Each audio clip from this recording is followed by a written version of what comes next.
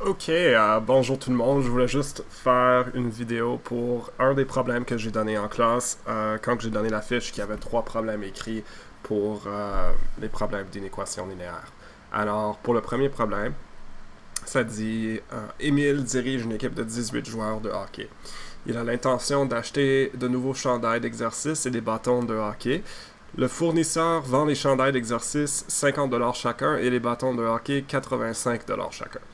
Émile ne peut pas dépenser plus que 3000$ au total et il veut savoir combien il devrait acheter de chandail et de bâtons. Alors A nous demande de formuler une inéquation linéaire pour représenter la situation. Et c'est ça qu'on va faire avant qu'on continue. Alors, A, ici à la gauche, on va choisir deux variables parce que on a deux différentes choses dans ce problème-ci. On sait qu'il va acheter des chandails et on sait qu'il va acheter des bâtons. Alors, moi, je vais dire que X, ça représente les chandails et Y, les bâtons. Vous auriez pu faire l'opposé. Vous auriez pu avoir Y est vos chandails et X est vos bâtons. Ça fait pas de différence. Vous allez quand même avoir les mêmes combinaisons possibles d'une manière ou de l'autre. Ok, alors X, c'est les chandails pour moi et on sait qu'ils coûtent 50$ chaque. Y, c'est les bâtons et ils coûtent 85$ chaque. Alors ici, on sait aussi qu'il ne peut pas dépenser plus que 3000$. Ça veut dire qu'il doit dépenser 3000 ou moins. Alors ça veut dire que 50$ fois le nombre de chandails plus 85$ fois le nombre de bâtons, tout ça ensemble, ça doit être égal ou moins que 3000$. Alors voilà l'inéquation. C'est juste ça. Maintenant, pour B, ça dit « Utilise ton inéquation pour dessiner le graphique qui représente la situation. » Alors, peu importe ce que vous avez appelé Y, je vous suggère d'isoler Y. Si vous avez utilisé une autre variable, comme si vous avez utilisé peut-être C pour chandail et B pour bâton, juste choisissez une variable et isolez-la. Et on va dire que celui-là, ça va être votre Y. OK? Alors, juste choisissez une variable, isolez-la, et on va faire le graphique avec ce qu'on a. Alors pour moi, je vais isoler Y. Alors la première chose que j'ai faite, bien sûr, c'est parce qu'on avait un 50x. Alors j'ai fait moins 50x de les deux côtés. Ensuite, il y avait un 85 qui multipliait le Y. Alors j'ai divisé par 85 ici et ici.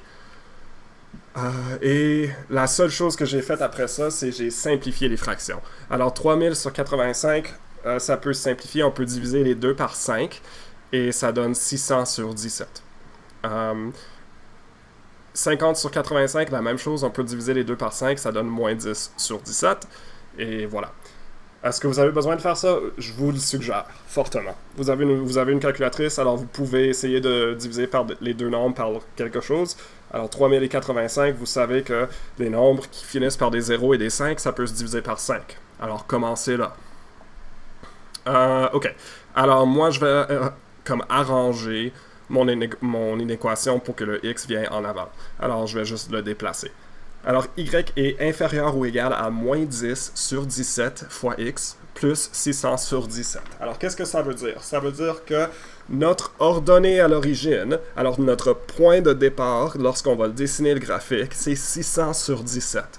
Mais 600 sur 17, c'est difficile à comprendre c'est quoi. Alors, prenez votre calculatrice, faites 600 divisé par 17 et vous allez voir que ça donne à peu près 35,3. Là, ça c'est beaucoup plus facile à comprendre lorsqu'on va essayer de le mettre sur un graphique que 600 divisé par 17. Alors voilà. Alors, lorsqu'on va tracer notre graphique, et c'est comme ça que je l'ai fait, et regardez, comment est-ce que j'ai choisi mon échelle pour X et mon échelle pour Y? Comment est-ce que j'ai choisi mes sauts? J'ai regardé à Y. Alors, regardez. Pour Y, j'ai regardé l'ordonnée à l'origine. L'ordonnée à l'origine est 35,3. Ça veut dire que je sais que je peux faire des bonds de 10 et être pas mal confortable parce que la pente va pas augmenter ou diminuer dans la direction de Y de plus que 10 à chaque fois. Alors, ça veut dire que si je suis capable de faire plusieurs bonds de 10 dans les deux directions, par en haut ou par en bas, je suis correct. Alors, c'est ça que j'ai choisi. De la même manière, pour l'échelle de... excusez-moi, dans l'échelle de Y, je voulais dire. De la même manière, pour l'échelle de x, j'ai choisi 10 aussi, parce que pour la pente, on voit que dans la direction de x, alors le dénominateur, ça saute par 17 à chaque fois. Alors, moi, j'ai regardé les sauts de 17, 17, 34, 51, 68.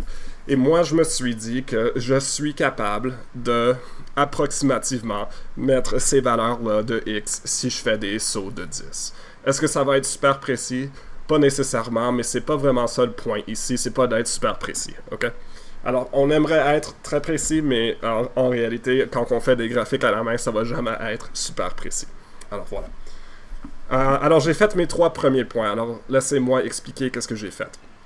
Le premier point, c'est tout simplement l'ordonnée à l'origine, 35,3 ou 600 sur 17.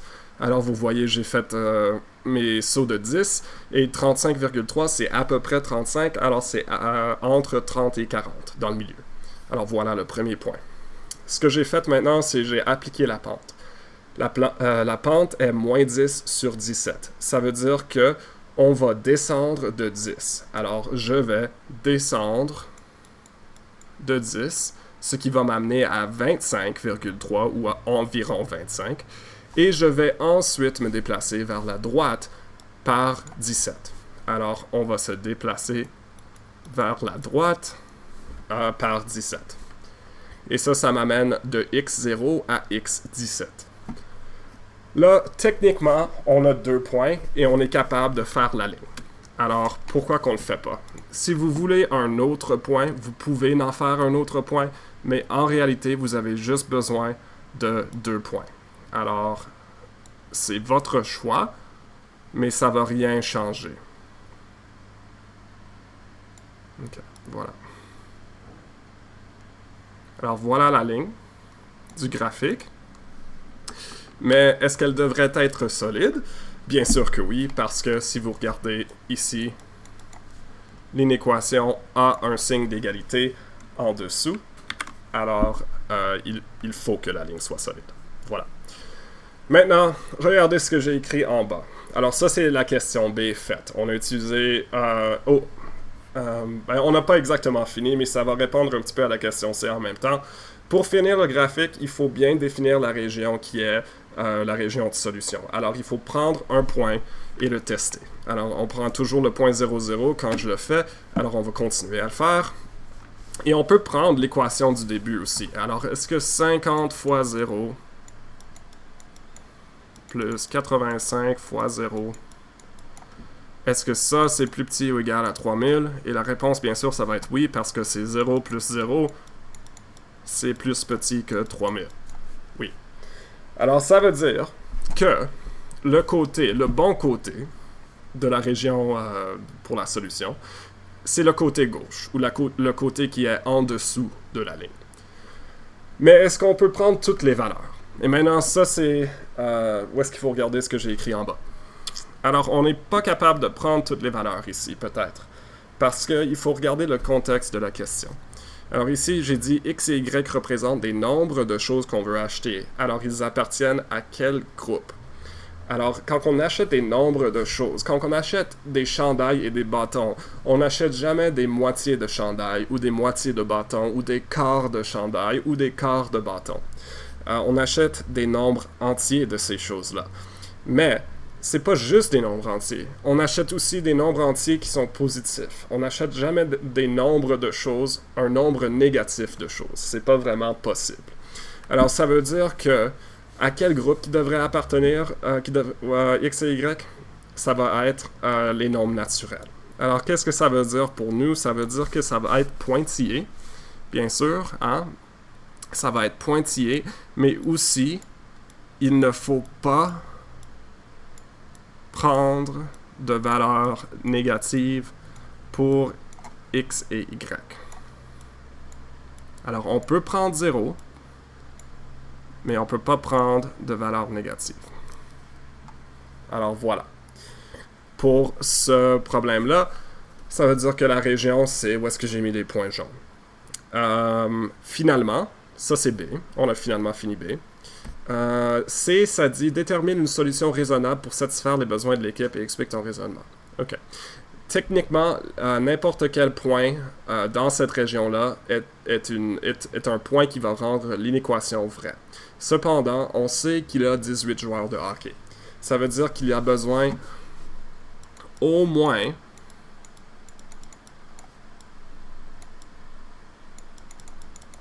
à 18 de chaque. Ça veut dire que X et Y doivent être 18 ou plus. Alors, quelque chose de raisonnable serait peut-être ce point-ci. Le point 20-20, ça veut dire 20 bâtons et 20 chandails. Est-ce que ça coûte moins que 3000 $? Ben, on va voir. So, si on fait 50 fois 20 plus 85 fois 20, est-ce que ça donne moins que 3000? Et bien sûr, ça devrait donner moins que 3000 parce que c'est dans la région qui est une solution. Alors ça, c'est 1000, 50 fois 20. 85 fois 20, c'est quoi? C'est 1700. Alors, est-ce que ça va être moins que 3000? Oui, parce que ça va donner 2700. Alors, un nombre raisonnable, ça serait une réponse qui est raisonnable, parce que ça coûte, c'est dans l'espace de solution, c'est moins que 3000 $, mais aussi ça répond aux besoins de ces joueurs. Alors, il y a 20 de chaque, et il y a 18 joueurs. Alors, même dans ce scénario-ci, avec ce point-là, 20-20, il y aurait 2 de plus de chaque, juste au cas où. Alors, voilà.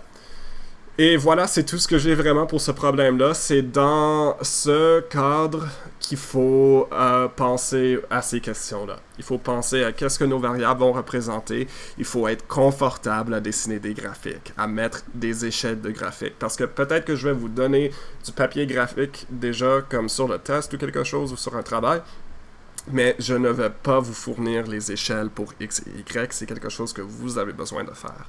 Alors, si vous avez besoin d'aide avec ça, venez me voir, bien sûr, et faites de la pratique. Merci beaucoup et bonne soirée.